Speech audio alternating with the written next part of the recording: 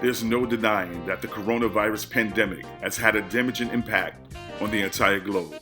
In the United States of America, more than 20,000 African Americans, about 1 in 2,000, the entire black population in the nation, have died from this disease. It's essential that we are informed about ways to stay ready and keep healthy in our communities. We have assembled experts in the medical field to give us advice and direction. This is A Race to Action, and I am your host, Stevie Mack.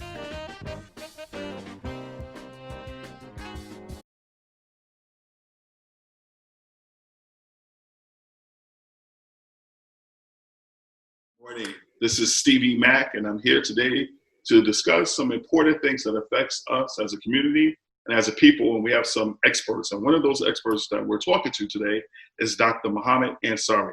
Good morning. How you doing, Doc? Hey, how are you? How's everything? Good. Doctor, so you know we're in the midst of coming out some of the states of a pandemic, but there's also fears and concerns that we'll be entering another wave. So sometimes a lot of people are governed by fear, right? But you know that knowledge and information can really help people to be prepared and to avoid that fear. So before we go any further, can you give us a little bit about your history, Doc, just so the people know who we're conversing with this morning? Yeah, sure. But to just address your point, we are definitely motivated by fear. But we also have to remember from that fear, we have to seek the solutions and take, the solutions within our own hands to solve those problems that are at hand. And, we always think that, we just want to follow or we just want to live with fear. But again, we must be very proactive in taking those solutions. So again, to that question, my name is Muhammad Ansari. I am in my 3rd year residency of podiatry. Right now, I perform foot and ankle surgery at the hospital at Metropolitan, Lincoln Hospital, and Harlem Hospital here, which all is in the location of Upper Manhattan and South Bronx. In addition, I am a certified personal trainer, and I have been teaching group fitness training classes over the past 7 years. Wow. And within that, I also have a fitness class here in Harlem where I always just provide a lot of consultations and on nutrition and, guiding people towards exercising and different ways to exercise. And so I've been doing that for a while. And in addition to that, myself am a 3-time triathlete. I've done 3 triathlons. Wow. I've completed 3 marathons, and including New York City here 2 years ago in 2018. Wow. And so I'm really into health and fitness myself, and I believe it's a way of life. It's a way to go.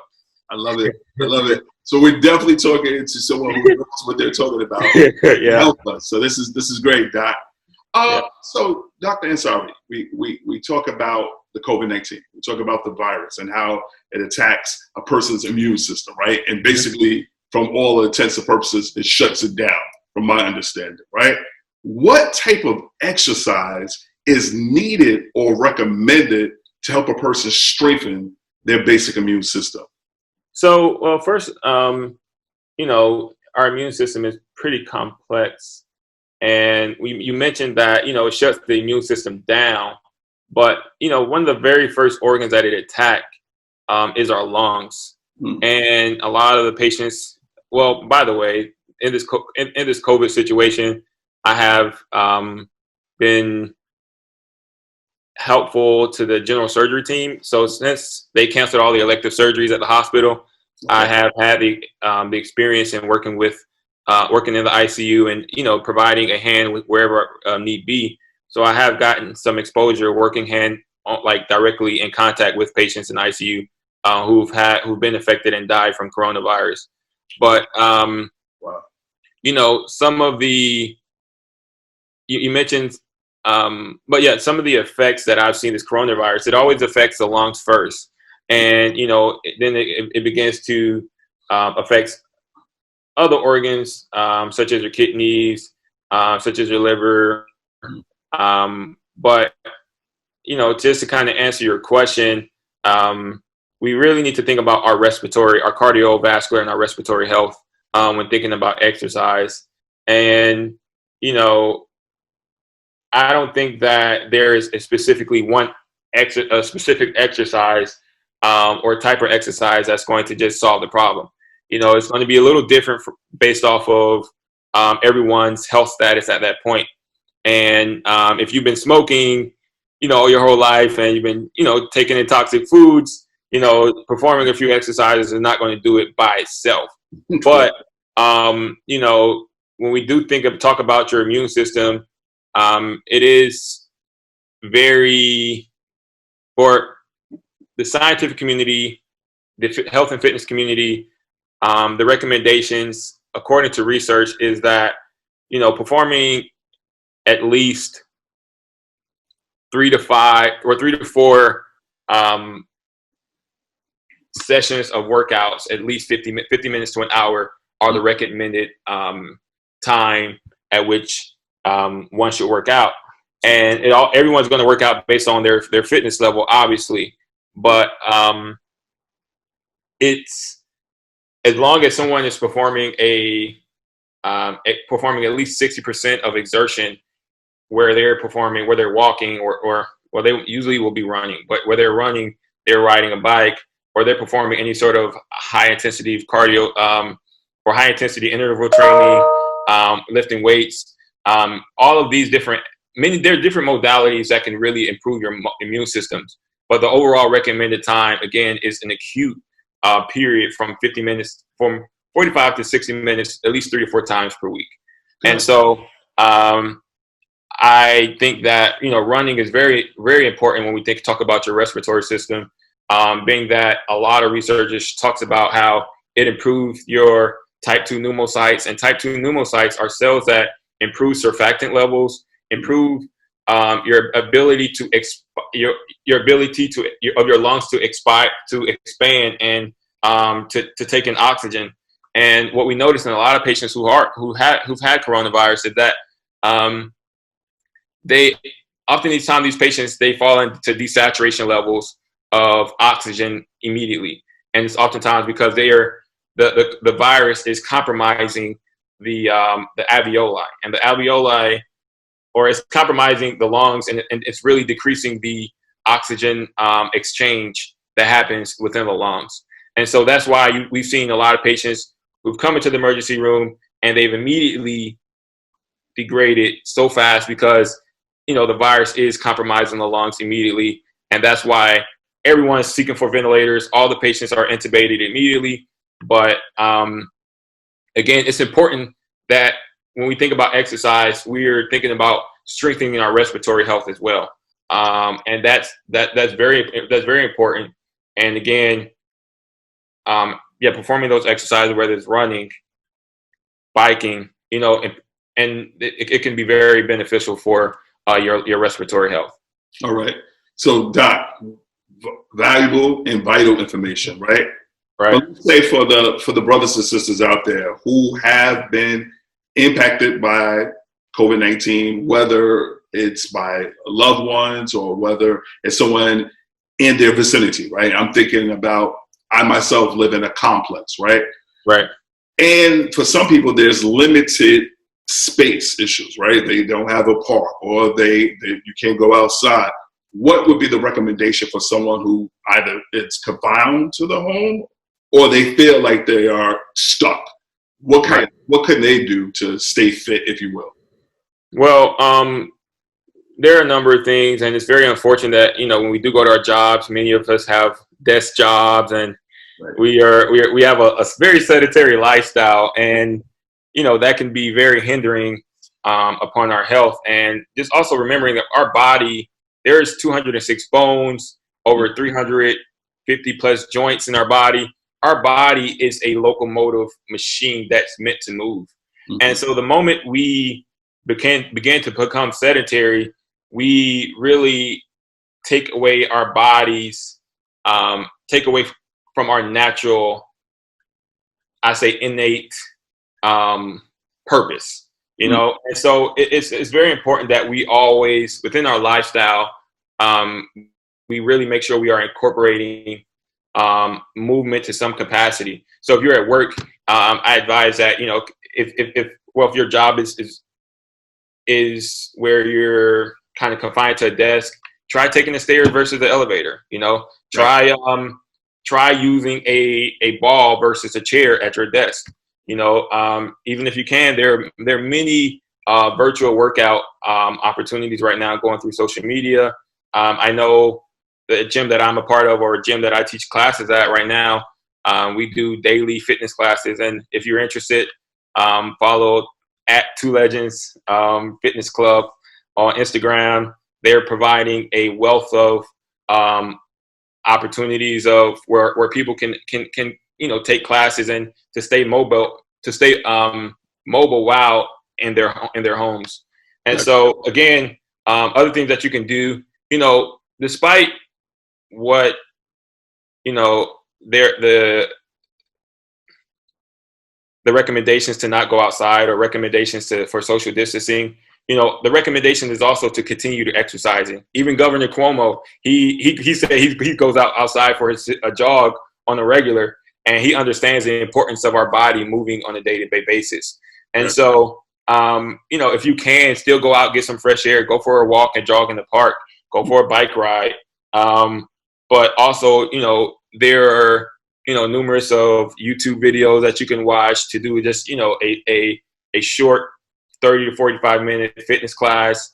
You know, with the technology in your cell phones, there are, you know, many opportunities that you can take to really make sure you are participating physically and really just, you know, constantly staying mobile as your body needs to.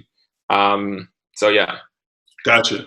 And that's a good tool, because a lot of us, it's somewhere I read, we think about the quote unquote soul food diet, right? And the slave diet, right? But the difference was our ancestors were out there working from sundown to sun up, right? Exactly. Up to sundown, they were working. A lot of us, myself included, we have a computer job, or we're behind it. So we're not doing that exercise. So that was valuable information. Yeah, man. You mentioned a valuable point, because, you know, on many levels of conditioning, especially when we look at the African American, our community, you know, we've been conditioned to a way of eating that is not really beneficial to us. The same way we've been conditioned to you know, as we deal with the community right now, or the racism and the social injustices that are going on in our society, we've been also conditioned to, you know, Black inferiority, or, you know, white supremacy in our society as well. But now, from a health perspective, we've been conditioned to, you know, take on a certain ways of viewing health and viewing food. And, you know, that's something that we also have to kind of debunk and kind of unlearn, recondition ourselves to make sure that, you know, we are looking at food more in a way as you eat, or you are what you eat, or, you know, consuming foods that are more in line with life, consuming foods that are more in line with the nature of life and of us as human beings. But again, you touched on food. I just think that's another, you know, important topic, and I know that's not the central focus of our conversation at this moment. But you know, we have to change our perspective on how we eat food as well, or the foods that we intake as well. Totally. Doc, I want to segue into something. So you yourself, a triathlete, right? You're a trainer by trade as well as a doctor, right? Right. The average brother or sister who's never exercised, unfortunately, right? Maybe they've just been conditioned to eat junk food, watch television, so on and so forth, never exercise. What can they do on a level that won't discourage them, but also hopefully encourage, or at least get them started on the right path? Do you have any recommendations for those type of citizens out there? Yeah, definitely. So first, you know, if someone has never been exposed to a lifestyle, it becomes very difficult. So I must recognize and acknowledge that first at hand, because I understand it can be very difficult, again, for those individuals. Right. But the great thing about, well, I guess living in New York City, I'm not sure if this is necessarily the case elsewhere, but in New York City and a lot of cities, there are a lot of groups. There are a lot of, I'm also part of Black Men Run, and there's, we're a group of brothers who, no matter what your running pace is, we just support you. We make sure you finish your run. And every Sunday we're out there just running 2.5 miles, and we're always encouraging of each other. But, if you really want to get involved or you really want to get off the couch, call up a friend and have someone do it with you, because, it is easier to tackle goals if you have a partner with you, or you have someone that you may need help, or someone that that can provide you assistance in attacking your goal. Also, set a goal. And, one of the things is when you set a goal to do something, for example, sign up for a race. If you sign up for a race, then, you provide that, you put that pressure on yourself to to get out and actually do something, and so that's something that actually I did initially. I signed up for a race, and and since then I decided that I enjoyed it, and also that this was good for me. So I decided to continue upon that. But if you have somebody also just sitting in their house, then, I recommend just, number one, start off with going for a walk. You don't want to go into it where like, okay, one day I'm just going to go out and I'm going to run. And then you start running, and after the first 2 blocks, you're just like, I don't know if I can do this, And so not right. Right. And so it becomes important that start baby steps, man. Baby steps, start off walking, or number one, go buy yourself a bike. And once you put the money up for a bike, you got to ride it. You got to put it to use, because you put that money and you've committed to that bike, right? So that's another thing. And again, going back to starting off slow, go for a walk, then, maybe start off speed walking, then, transition to a lower jog. Try joining fitness classes, or because again, you have that community and that camaraderie around you that will help assist you with reaching your fitness goals and your aspirations. I like that, Doc. It reminded me of a biblical proverb, which says, "Race did not give it to the swift, nor to the strong, but the one that can endure to the end." Right? Exactly. Yeah. Wow. Doc, I think we talked about membership and this reality. There's good things and then there's bad things, but there's been a lot of good things in terms of, I agree with you. I know that YouTube has provided people with exercise routines. There's been virtual groups where trainers are going online, right? Let's say for the person, and I don't want to put any age to it, so let's just say for anybody who may not be tech savvy or have access to television, what are the 3 basic exercises that anyone could do?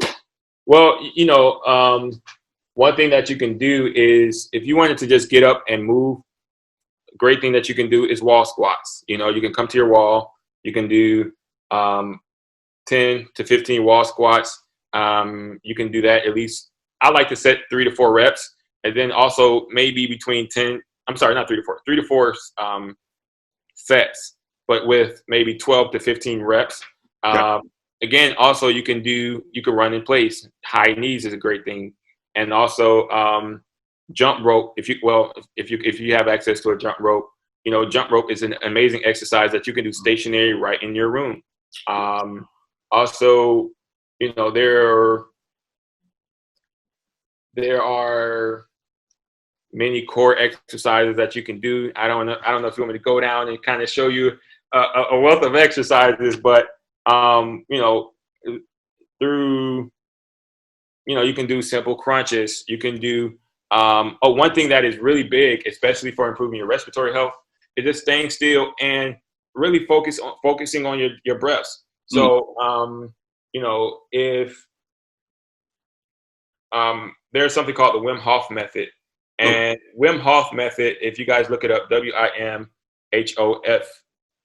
method, but he talks about the importance of actually using the cold and using breathing exercises to improve your immune system. And there's a lot of research out there that it's called, based off this Wim Hof method, that talks about, the importance of just doing 10 minutes of deep breathing exercises. So, taking a deep breath in, 3 seconds, and exhaling for 3 seconds. Okay. And you just do that for 10 minutes. Really just focus on your breath and trying to take in really deep breaths. And then if he goes into like, a little stronger exertional breath periods, where he just really talks about the importance of using your breath to, number one, control your heart rate, to control anxiety, to control any sort of panic that you may have. But, standing still and doing 10 minutes or even sitting down, doing 10 minutes of breathing exercises can also really provide a huge improvement in your lung health. One thing that we do, there's this thing called the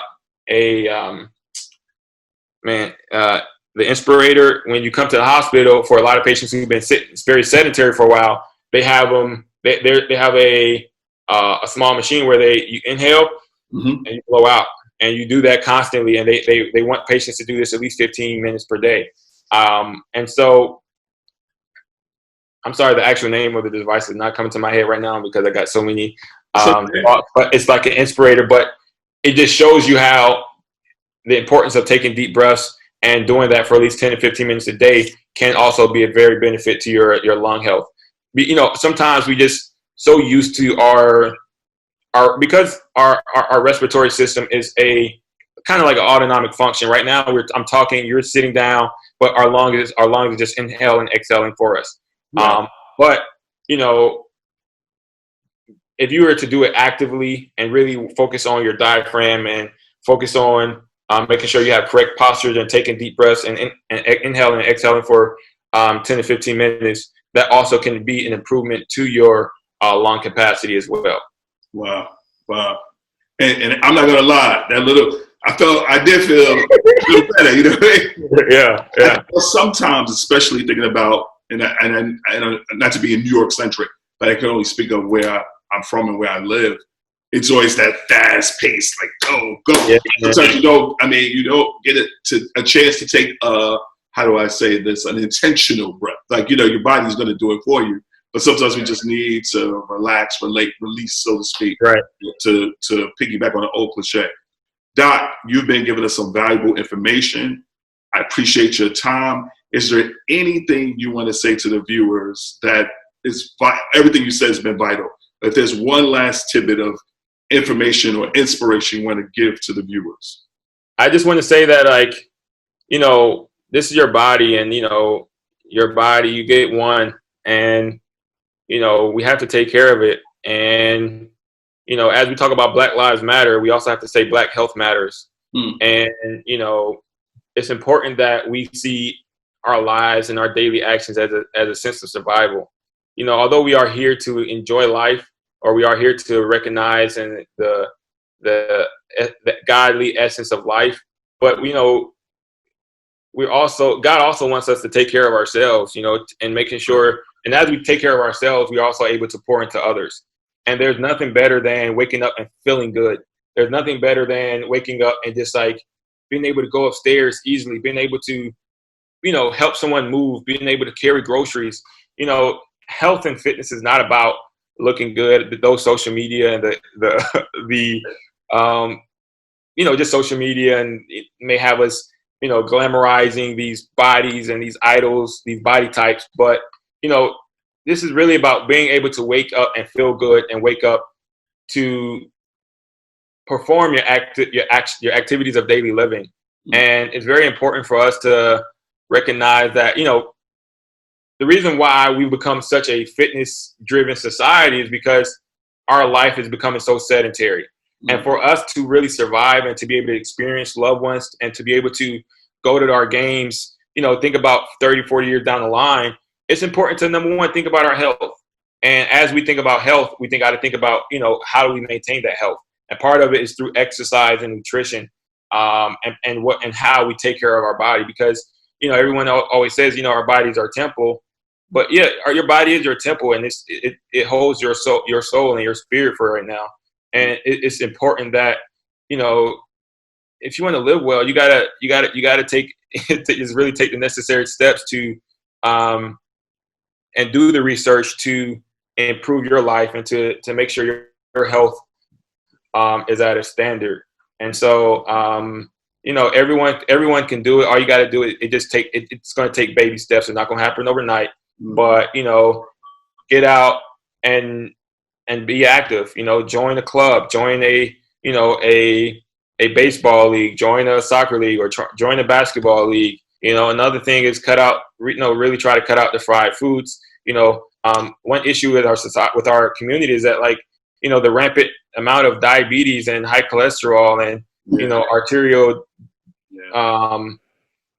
disease and hypertension. And, you know, we all can prevent that right now if we take the necessary steps while we are in a good position to treat our body well. You know, and so I know we all have experienced someone in our family, a loved one that has, you know, died from hypertension or from a stroke secondary to hypertension, or who've had somebody. And me as a podiatrist, we amputate feet and all the times. You know, we amputate, you know, toes. We do it. It's a daily thing, but we have to kind of like think about our life as what it is that we want. And if you're totally fine relying on someone else to give you health, then that's fine. That's your life, and you have the ability to do that, and you have that freedom. But, you know, take the active approach, just as you're going to take the active approach against racism, against other forms. You know, take the active approach for your own self to be healthy, and to not put yourself in the predicament to where you are living on medications for the rest of your life. And, you know, all of us who are healthy right now, we have the ability, you have the power.